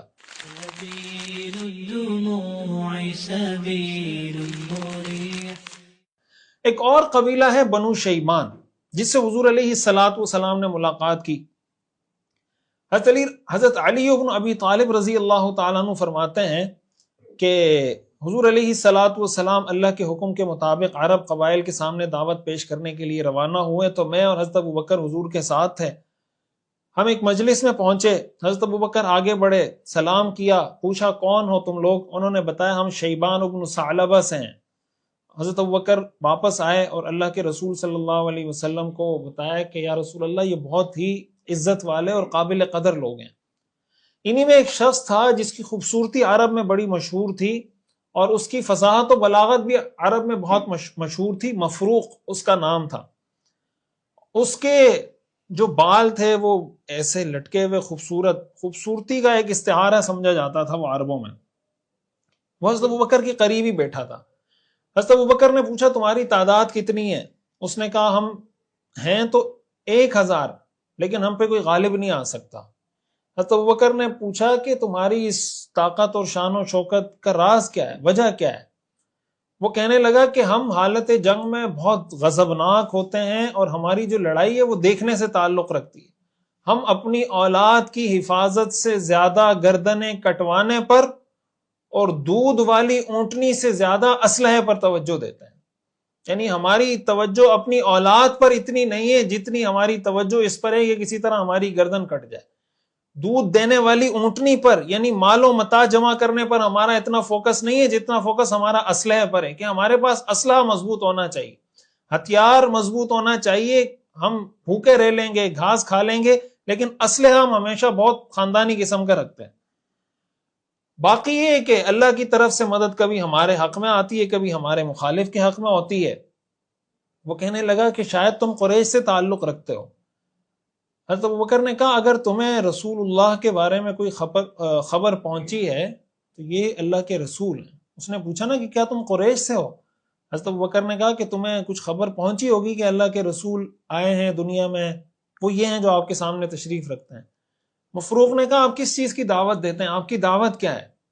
اس پر حضور علیہ الصلاۃ والسلام نے اپنی بات شروع کی اور آپ نے فرمایا کہ میں تمہیں دعوت دیتا ہوں کہ اللہ کی عبادت کرو، اللہ کے ساتھ کسی کو شریک نہ کرو، اور یہ مان لو کہ میں اللہ کا بندہ اور اللہ کا رسول ہوں، اور مجھے تمہاری پناہ اور مدد کی ضرورت ہے، کیونکہ قریش نے اللہ کے خلاف ایک محاذ کھڑا کر دیا ہے، اللہ سے لڑنے کے لیے تیار ہو گئے، اس کے رسول کو جھٹلا رہے ہیں اور حق سے منہ موڑ کر باطل سے تعلقات قائم کر رہے ہیں. حالانکہ اللہ تعالیٰ بے پرواہ ہے، اللہ تعریف کے لائق ہے، اللہ کو کسی کی ضرورت نہیں. مفروق نے کہا آپ مزید کچھ تفصیل اپنی دعوت کے بارے میں بتائیں. اللہ کی قسم میں نے آپ کے اس کلام سے بہتر کوئی کلام نہیں سنا. رسول اللہ صلی اللہ علیہ وسلم نے قرآن مجید کی ان آیات کی تلاوت فرمائی. اعوذ باللہ من الشیطان الرجیم قل تعالوا اتل ما حرم ربکم علیکم الا تشرکوا به شیئا وبالوالدین احسانا ولا تقتلوا اولادکم من املاق نحن نرزقکم وإیاہم ولا تقربوا الفواحش ما ظهر منها وما بطن ولا تقتلوا النفس التي حرم الله الا بالحق ذلكم وصاكم به لعلكم تعقلون.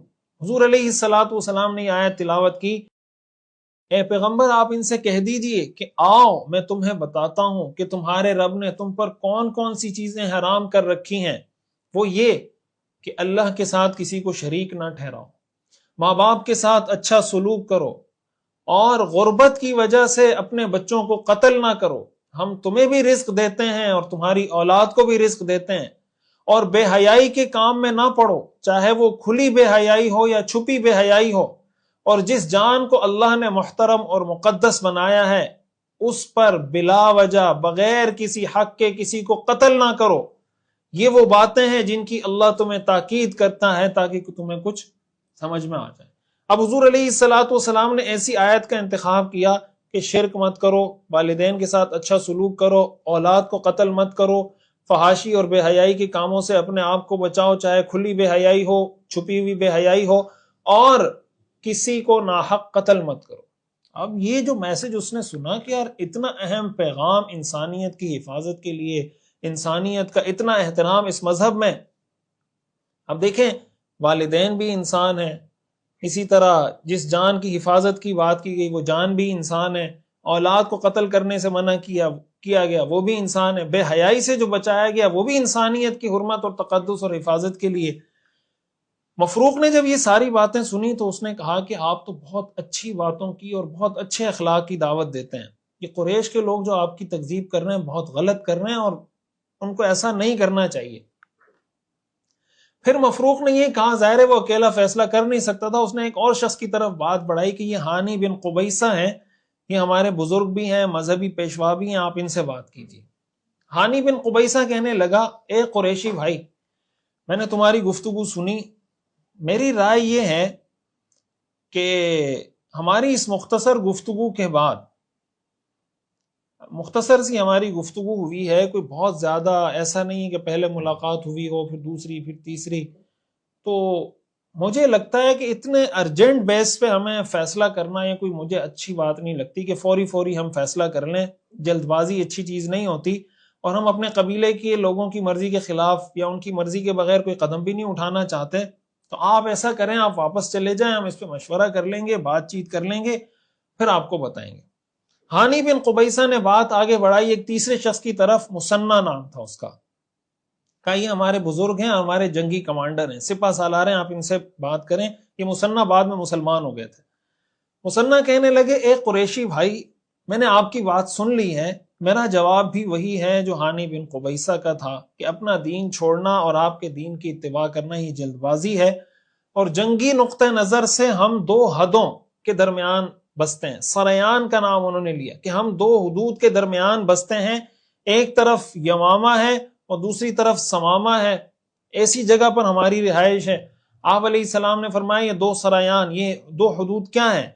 تو اس نے کہا کہ ایک طرف کسرا کے دریا ہیں، دجلہ و فرات اور ان کی شاخیں، اور دوسری طرف عرب کے چشمے ہیں، انہار کسرا کی صورتحال یہ ہے کہ کسرا کی مخالفت کرنے والا سزا پاتا ہے۔ اگر ہم کسرا کے ساتھ جنگ مول لیتے ہیں تو کسرا سپر پاور تھی، ایران سپر پاور تھا، اور وہ پھر کسی قسم کی بات بھی نہیں سنتے کسی کی، اور ہمارا کسرا سے معاہدہ ہے، کسرا سے یعنی فارس سے ہمارا یہ معاہدہ ہے کہ ہم نہ تو کوئی نیا کام کریں گے، نہ کسی ایسے آدمی کو پناہ دیں گے جو کوئی نئے خیالات کا پرچار کرتا ہو۔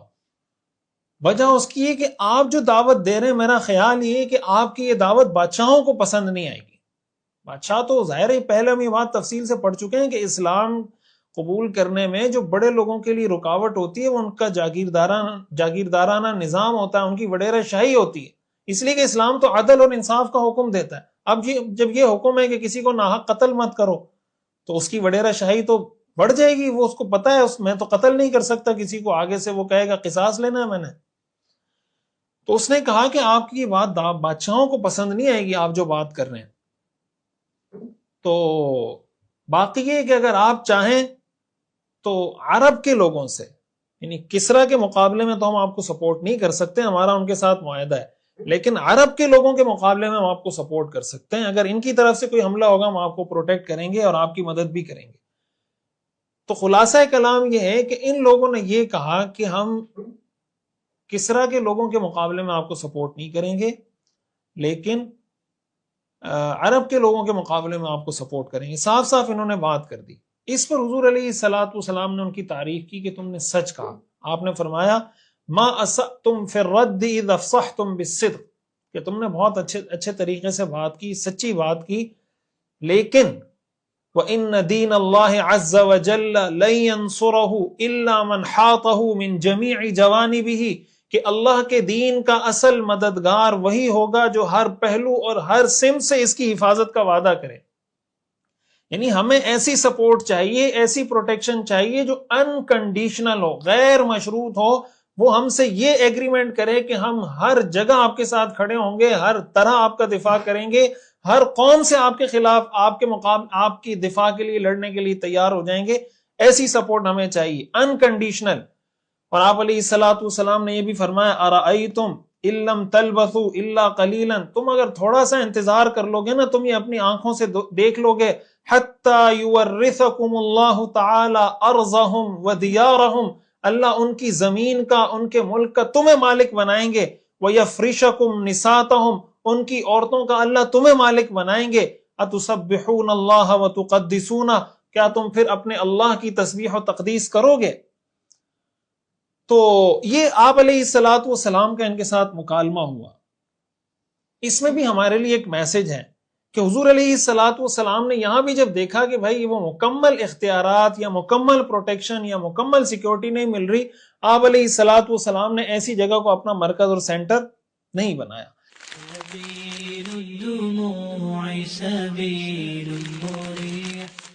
دوسری چیز جو اس میں ہمیں سیکھنے کو ملتی ہے کہ حضور علیہ السلام نے موقع محل کی مناسبت سے گفتگو کی۔ دیکھیں یہ بہت اہم میسج ہے، سیرت کا پیغام اور سیرت کا درس ہے جو ہمیں سمجھنا چاہیے۔ اب دیکھیں اسلام کے تو بہت سارے احکام تھے نا، آپ علیہ السلام ان سے نماز کی بات بھی کر سکتے تھے، روزے کی بات بھی کر سکتے تھے، اور بھی بہت ساری باتیں کر سکتے تھے کہ یہ کر لو، فلاں کر لو، شریعت کے بہت سارے احکام ہیں۔ آپ علیہ السلام نے صرف عقیدہ پیش نہیں کیا ان کے سامنے، بلکہ ایک پورا روڈ میپ ان کے سامنے پیش کیا کہ جو سوشل جسٹس کا پورا شریعت کا نظام ہے کہ ظلم نہیں ہوگا، قتل نہیں ہوگا، بے حیائی نہیں ہوگی، فحاشی نہیں ہوگی، اس کو کہتے ہیں نا سمندر کو کوزے میں بند کرنا۔ اس میں ہمارے لیے میسج اور پیغام یہ ہے کہ جب آپ کسی سے دین کی بات کرنے جاتے ہیں یا آپ اپنا کوئی پیغام لے کر جاتے ہیں، اب ظاہر ہے کہ ایک ہی مجلس میں آپ اس کو پورا پیغام یا اسلام کا پورا نظام تو نہیں سمجھا سکتے، ہمیں کوشش یہ کرنی چاہیے کہ ہم اس چیز کو دیکھیں کہ ہماری جو آڈینس ہے، ہمارا جو مخاطب ہے، یا جس شخص سے ہم ملنے جا رہے ہیں، اس کو کن کن چیزوں میں دلچسپی ہے۔ مثال کے طور پر آج آپ کسی شخص سے ملنے جاتے ہیں اور آپ سمجھتے ہیں کہ یہ غیر مسلم ہے، میں اس کو اسلام کی دعوت دینا چاہتا ہوں، لیکن آپ کے ذہن میں یہ آتا ہے کہ یار اس کو اصل میں اعتراضات ہیں اسلام کے، عورتوں کے حقوق کے حوالے سے جو مسائل ہیں اس پر مثال کے طور پر اس کو اعتراضات ہیں، تو آپ اس پر اچھی طریقے سے اسٹڈی کر کے، مطالعہ کر کے، پوری تیاری کر کے جائیں، اور وہ آپ سے کہے کہ بھائی آپ کا دین کس چیز کی دعوت دیتا ہے، آپ کہیں ہمارا دین عورتوں کو حقوق دیتا ہے۔ اب جب آپ اس پر اس سے بات کریں گے، اس کو اٹریکٹ کرے گی، اس لیے کہ یہ اس کا دماغ پہلے سے اس پہ متوجہ کہ یار یہ چیز میں نے سیکھنی سمجھنی ہے، لیکن اس کے لیے آپ کو اگین ڈیٹا کلیکٹ کرنا ہوگا، جس طرح حضرت ابوبکر صدیق رضی اللہ تعالیٰ عنہ ڈیٹا کلیکٹ کرتے تھے۔ اسی طرح کوئی آدمی نیا مسلمان ہوتا ہے، تو نیا مسلمان ہونے کے بعد عام طور سے یورپین کنٹریز میں یا دوسرے ملکوں میں لوگ مسلمان ہو رہے ہوتے ہیں، تو ایک دم ان کو شریعت کے سارے احکام نہیں بتا دینے چاہیے کہ تم یہ بھی کرو، یہ بھی کرو، یہ حلال ہے، یہ حرام ہے، کوئی 100-200 احکام ان کو بتا دیں گے، وہ پریشان ہو جائیں گے۔ شروع میں جو بیسک حلال و حرام اور بیسک جو فرض چیزیں وہ ان کو بتا دیں کہ یہ فرض چیزیں، یہ حرام چیزیں، ان سے اپنے آپ کو بچاؤ۔ آہستہ آہستہ کر کے ان کو جب آپ دعوت دینا شروع کریں گے تو وہ پھر دین کے قریب آئیں گے۔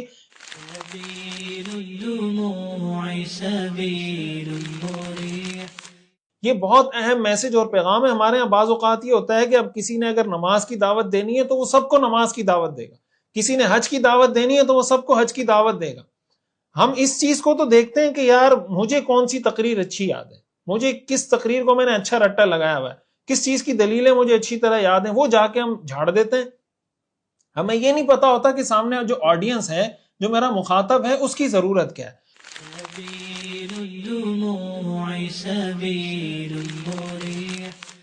اور اسی کے اندر یہ بات بھی داخل ہے کہ آپ کسی جلسے میں جائیں، کسی پروگرام میں جائیں، کہیں پر آپ کو انوائٹ کیا جاتا ہے کہ آپ آگے ہمارے پروگرام میں بات کریں، آپ اس کے بارے میں معلومات کریں کہ وہاں پر جو بات سننے والے لوگ ہیں وہ کون ہیں، پڑھے لکھے لوگ ہیں، کم پڑھے لکھے لوگ ہیں، زیادہ پڑھے لکھے لوگ ہیں، کس بیک گراؤنڈ سے تعلق رکھتے ہیں، وہ بزنس کے بیک گراؤنڈ سے تعلق رکھتے ہیں، ایجوکیشن کے بیک گراؤنڈ سے تعلق رکھتے ہیں، قانون کے بیک گراؤنڈ سے تعلق رکھتے ہیں، کیا ان کا بیک گراؤنڈ ہے، کیا ان کی ایکسپرٹیز ہیں، اس حساب سے اپنی پوری پریپریشن کر کے، تیاری کر کے پھر وہاں جا کے ان سے بات کریں۔ یہ جو ہم کہتے ہیں نا، نہیں میں دین کی بات کر رہا ہوں، دین کی بات ضرور اثر کرے گی، بھائی یہ سیرت کا پیغام نہیں ہے۔ رسول اللہ صلی اللہ علیہ وسلم نے ایسا تو نہیں کہ جو آپ سمجھتے تھے کہ بس کچھ بھی آپ یہاں سنا دیں، نہیں، آپ علیہ الصلوۃ والسلام، آپ پیچھے ہم پڑھ چکے ہیں، موقع محل کی مناسبت سے آپ بات کرتے تھے، اور اس پر ہم تفصیل پہلے پڑھ چکے ہیں۔ حدیث میں ہمیں اس بات کا حکم ہے کہ لوگوں کی ذہنی سطح کے مطابق بات کرو، تفصیلات ہم اس سے پہلے پڑھ چکے ہیں۔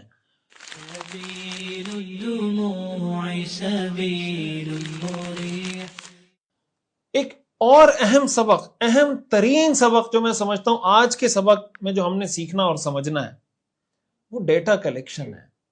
آج کا دور اے آئی کا دور ہے نا، اے آئی سارا ڈیٹا بیسڈ، ڈیٹا کی بنیاد پر۔ اے آئی تو ہمیں آج بتا رہا ہے نا، یہ تو ہمیں آج یہ پتا چل رہا ہے کہ ڈیٹا کی کتنی اہمیت ہے۔ ہم مسلمان اس معاملے میں بہت کمزور ہیں، ڈیٹا کے حوالے سے بات کر رہا ہوں۔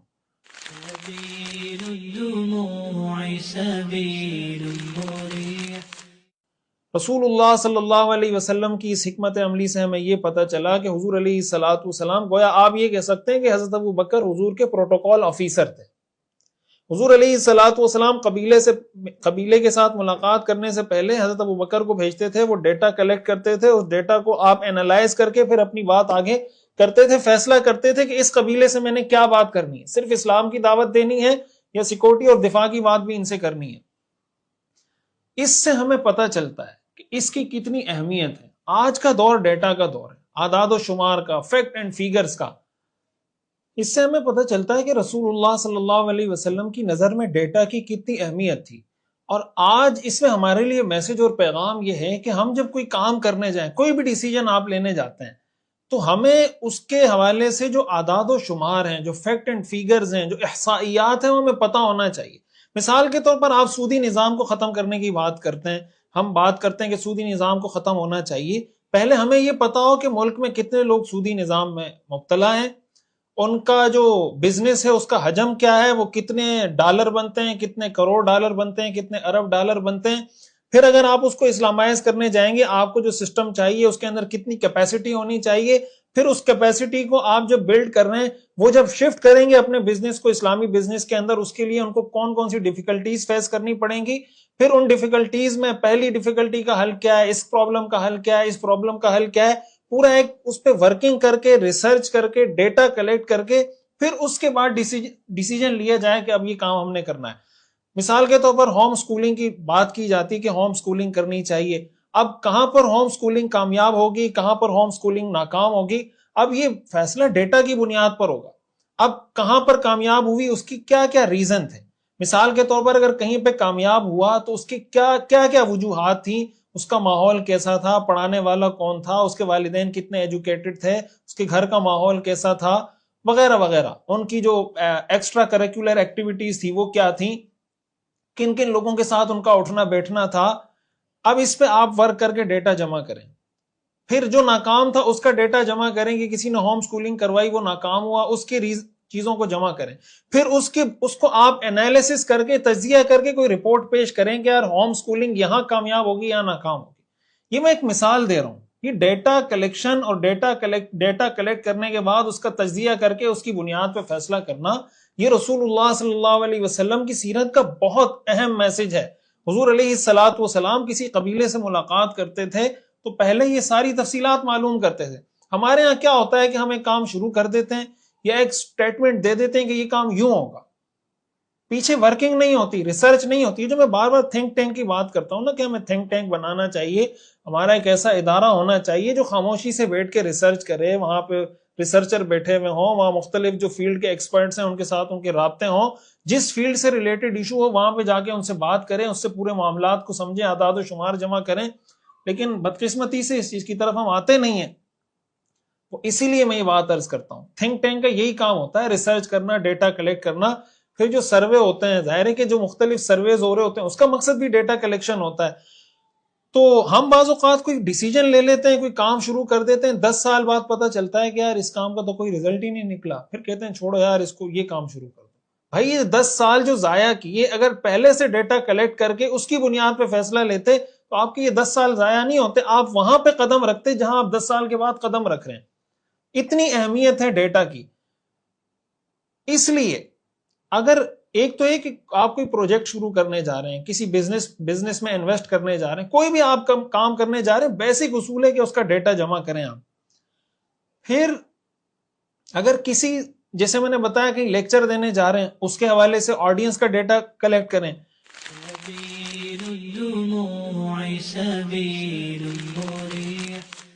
کسی اہم شخصیت سے ملنے جا رہے ہیں، ایک بات ہمیں یہ بھی معلوم ہوئی کہ علماء کرام کو چاہیے کہ جو معاشرے کی اہم شخصیات ہیں ان سے جا کر خود ملیں۔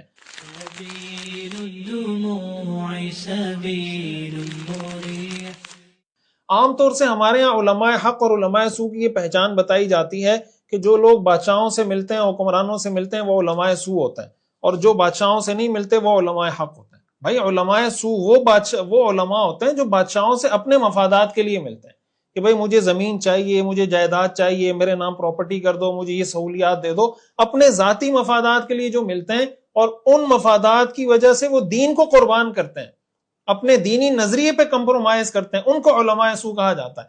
اگر کوئی عالم دین اچھی نیت سے کسی حکمران کے پاس جا رہا ہے، کسی منسٹر کے پاس جا رہا ہے، کسی سینیٹر کے پاس جا رہا ہے، وہ کسی بڑی سطح کے کسی آدمی سے، پاورفل آدمی سے مل رہا ہے، اس مقصد کے لیے مل رہا ہے کہ یار میں دین کا صحیح پیغام اس کو کنوے کروں، اس کی ذہن سازی کر سکوں، اس کا ذہن بنا سکوں، اس کو کوئی اچھا میسج دے سکوں تاکہ وہ کسی اچھی راہ پہ چل پڑے۔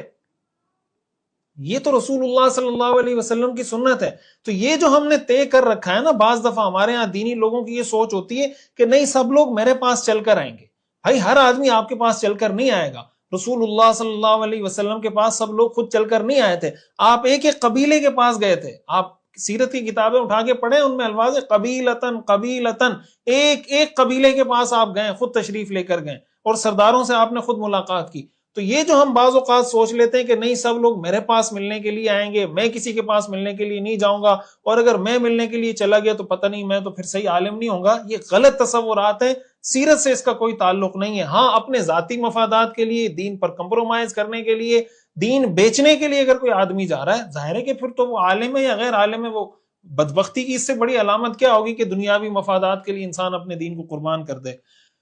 اور اسی میں ایک اہم بات، آپ اگر کسی اہم شخصیت سے ملنے جا رہے ہیں، خصوصاً علماء سے میں یہ گزارش کروں گا، جو دین کا کام کرنے والے لوگ ہیں ان سے گزارش کروں گا. اور بہت افسوس کے ساتھ ہمارے ہاں اس پہ کوئی ورکنگ نہیں ہوتی، کچھ نہیں پڑھایا جاتا اس حوالے سے.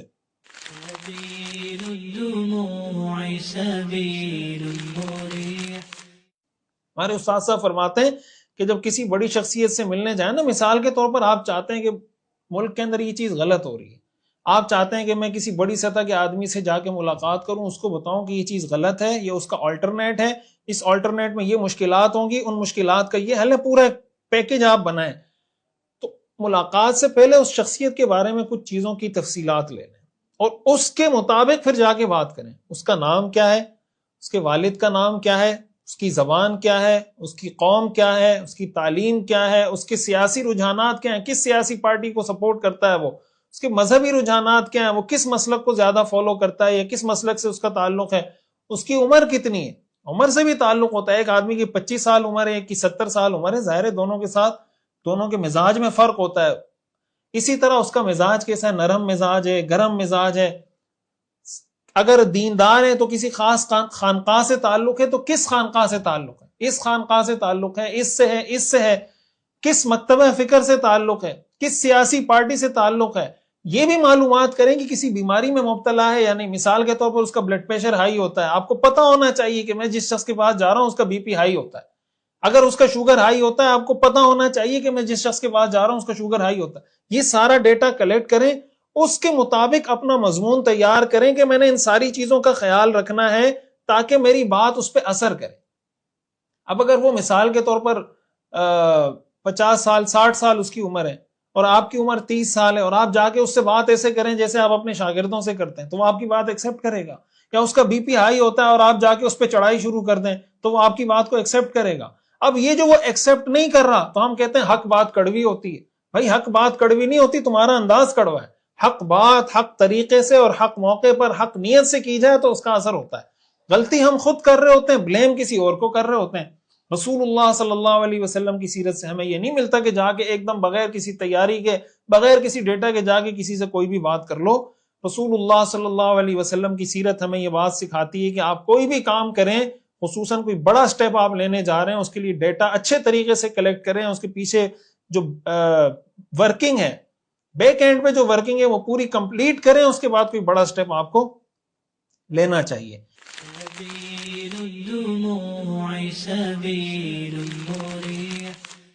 اسی کے ساتھ ساتھ ایک اہم اصول، جیسے میں نے شروع میں یہ بات عرض کی تھی، ہمیں سیکھنے سمجھنے کو ملتی ہے کہ حضور علیہ الصلوۃ والسلام ایک ایک قبیلے کے پاس جا کر باقاعدہ یہ بات کر رہے ہیں کہ اگر تم دین کی دعوت قبول کر رہے ہو اور ساتھ ساتھ آپ یہ دعوت دیتے تھے کہ بھائی تم میری پروٹیکشن کا انتظام کرو گے یا نہیں کرو گے، میرا دفاع کرو گے یا نہیں کرو گے.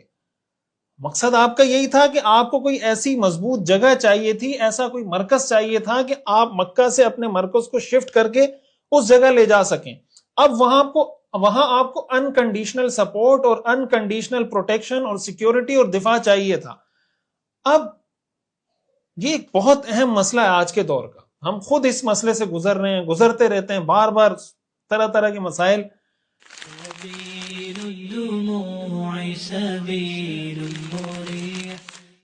عوام کو چاہیے کہ جو علماء کرام معاشرے میں کوئی پازیٹیو رول پیش کر رہے ہیں، کوئی پازیٹیو کردار ادا کر رہے ہیں، وہ معاشرے کے لیے کوئی بہتر کام کر رہے ہیں، تو آپ کو یہ پتا ہونا چاہیے کہ جو دین دشمن لابیز ہوتی ہیں، جو دین دشمن طاقتیں ہوتی ہیں، یا وہ لوگ جو معاشرے میں اصلاح نہیں چاہتے، ایسی طاقتیں ہمیشہ ان علماء کا پیچھا کرتی ہیں. ایسے علماء کی سیکورٹی کو یقینی بنانا، ان کو سیکورٹی گارڈ فراہم کرنا، ان کو قانونی طور پہ سپورٹ کرنا، یہ عوام کی ذمہ داری ہوتی ہے. اب ایک عالم مفتی صاحب تو جا رہے ہیں، یہاں بھی بیان کر رہے ہیں، کوئی کہہ رہا ہے یہاں بیان کے لیے آ جاؤ، کوئی کہہ رہا ہے یہاں بیان کے لیے آ جاؤ. ہمارے ساتھ بعض اوقات ایسا ہوتا ہے کہیں بیان کے لیے کوئی دوسرے شہر بلا رہا ہوتا ہے، اگر اس کو ہم یہ کہتے ہیں کہ یار میں آ رہا ہوں لیکن سیکورٹی کا بندوبست کرنا اپنے طور پہ، بعض لوگ اس کو یہ سمجھ رہے ہوتے ہیں کہ شاید ان کو پروٹوکول کی بڑی فکر ہے، ان کو پروٹوکول چاہیے کہ ہمارے آگے بھی کوئی بندہ ہو، پیچھے بھی کوئی بندہ ہو. بھائی آپ اگر کسی آدمی کو بلا رہے ہیں اور وہ آپ کو سیکورٹی، ایک تو یہ نا کسی کا مزاج ہی یہی ہے کہ اس کو بس یہ شوشا اور یہ کشن ٹشن چاہیے کہ میرے پیچھے ایک گاڑی ہو، آگے ایک گاڑی ہو. میں اس کی بات نہیں کر رہا، لیکن اگر کسی کا کوئی ریئل جینون مسئلہ ہے اور وہ آپ سے کہہ رہا ہے کہ یار میں آ رہا ہوں لیکن سیکورٹی یقینی بنانا یہ آپ کی ذمہ داری ہے، تو لوگ اس کو کام ہی نہیں سمجھتے. بہت سے ہمارے جو دیندار لوگ ہوتے ہیں وہ کہتے ہیں یار یہ کیسے مفتی صاحب ہیں، ان کو تو اللہ پہ توکل نہیں ہے.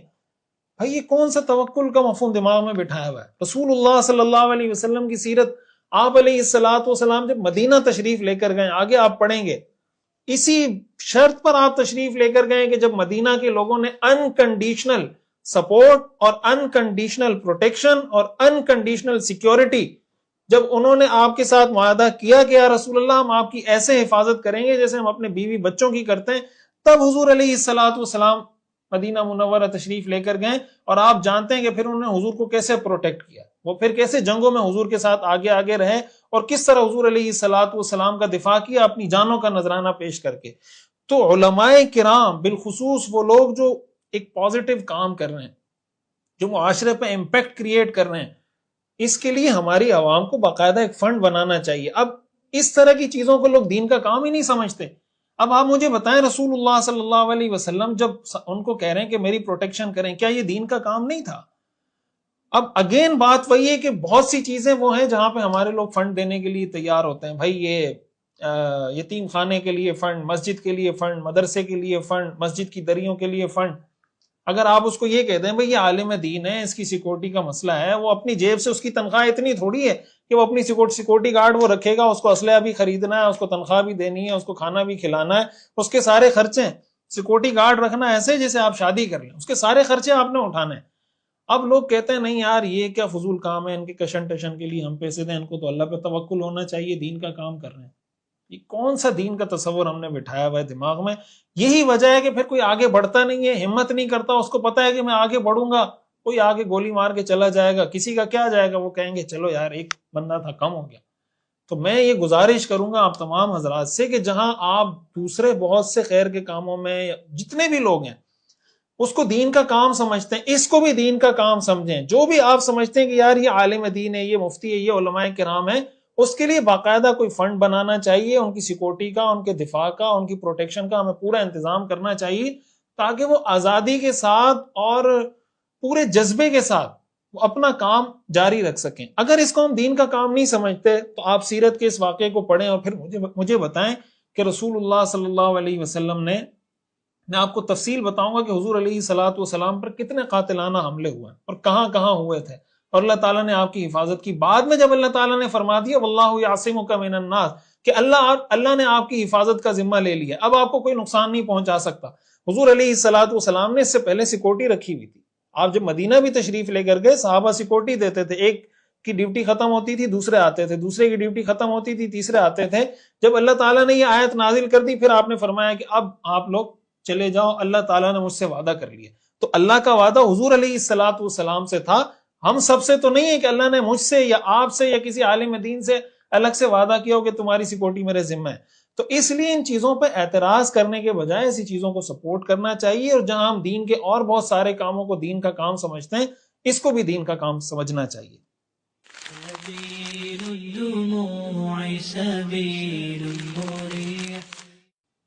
ایک اور اہم میسج جو ہمیں سیکھنے سمجھنے کو ملتا ہے کہ بین الاقوامی جو فورم ہیں، انٹرنیشنل فورمز ہیں، ان پر اپنا پیغام پیش کرنا چاہیے. رسول اللہ صلی اللہ علیہ وسلم طائف بھی تشریف لے کر گئے، قبائل سے بھی ملاقات کی، مدینہ کے لوگوں سے بھی ملاقات کی. پھر آگے آپ پڑھیں گے روم کے بادشاہ کو خط لکھا، فارس کے بادشاہ کو خط لکھا، حبشہ کے بادشاہ کو خط لکھا، مصر کے بادشاہ کو خط لکھا.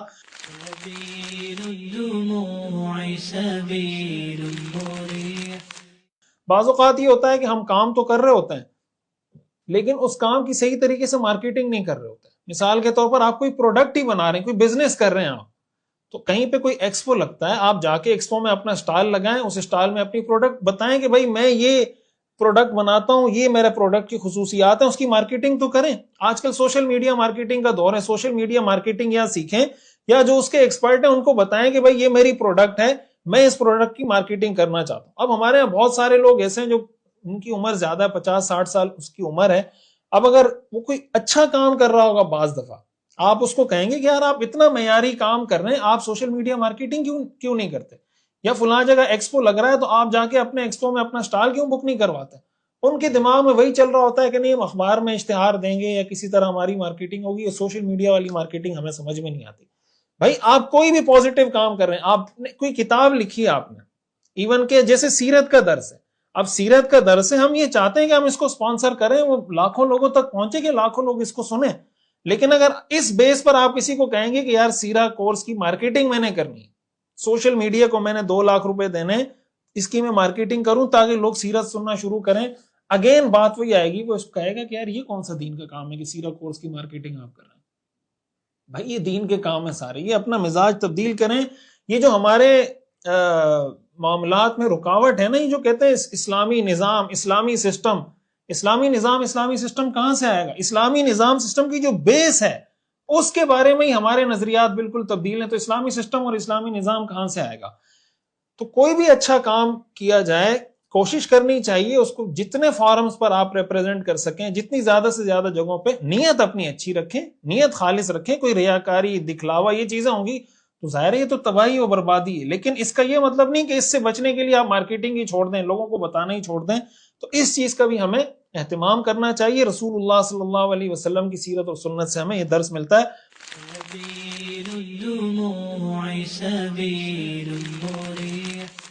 اور اسی موقع پر میں آپ سے یہ گزارش کروں گا کہ یہ جو سیرت کا ہمارا پیغام ہے, ظاہر ہے اس پہ ہم محنت کر رہے ہیں, اللہ کے رسول صلی اللہ علیہ وسلم کی سیرت سے لوگوں کو جوڑنے کی کوشش کر رہے ہیں. تو یہ میں آپ سے گزارش کروں گا کہ ہمیں بھی ایسے لوگ چاہیے جو اس پیغام کو عام کریں, جو اس پیغام کی مارکیٹنگ کریں, جو اس پیغام کو گھر گھر تک پہنچائیں, جو ہر فرد تک ہمارے اس پیغام کو پہنچا سکیں. ہم چاہتے ہیں ایسے لوگ سیرت کے اس مشن سے جڑیں, اس کو دین کا کام سمجھیں. جیسے اللہ کے رسول صلی اللہ علیہ وسلم ایک قبیلے کے پاس جا کر کہتے تھے کہ کیا کوئی ہے جو مجھے پروٹیکٹ کرے, جو میرے پیغام کو ایکسیپٹ کرے. آج ہم بھی یہی پیغام آپ کو دینا چاہتے ہیں کہ کیا کوئی ہے جو اللہ کے رسول صلی اللہ علیہ وسلم کی سیرت کو پڑھے, کیا کوئی ہے جو اللہ کے رسول صلی اللہ علیہ وسلم کی سیرت کو سنے, کیا کوئی ہے جو اللہ کے رسول صلی اللہ علیہ وسلم کی سیرت کو گھر گھر پہنچائے. اور اس پہنچانے کے لیے اگر ہم کوئی کوشش کر رہے ہیں تو وہ ہمارے ساتھ کھڑا ہو کہ میں نے اس پیغام کو آگے پہنچانا ہے. تو ہماری بھی یہ کوشش ہے کہ ہم نے یہ کام شروع کیا ہے تو ہم اس کی مارکیٹنگ بھی کریں, جو جدید سے جدید جائز طریقے ہیں وہ ہم اختیار کریں اور سیرت کے پیغام کو ہم آگے پہنچائیں. اور اسی میں ایک بات یہ بھی کہ حضور علیہ الصلوۃ والسلام جاتے تھے تو دیکھیں ایک پروٹوکول تھا نا, آپ کا ایک پروٹوکول آفیسر تھے, حضرت ابوبکر جاتے تھے, ملاقات کرتے تھے, ڈیٹا جمع کرتے تھے. تو اگر اس کی ضرورت پڑے تو ان چیزوں کو بھی خلاف شریعت یا خلاف سنت نہیں سمجھنا چاہیے کہ یار یہ آدمی تو خود بات نہیں کرتا ہے, اس کا تو سیکٹری بات کرتا ہے, فلاں بات کرتا ہے. بعض لوگوں کو ان چیزوں کا ویسے ہی شوق ہوتا ہے کہ نہیں میرے سیکٹری سے بات کرو, لیکن اگر کوئی آدمی مصروف ہے آپ کو کہہ رہا ہے میرے سیکٹری سے بات کر لو, تو ان کو زیادہ دماغ پہ سوار نہیں کرنا چاہیے.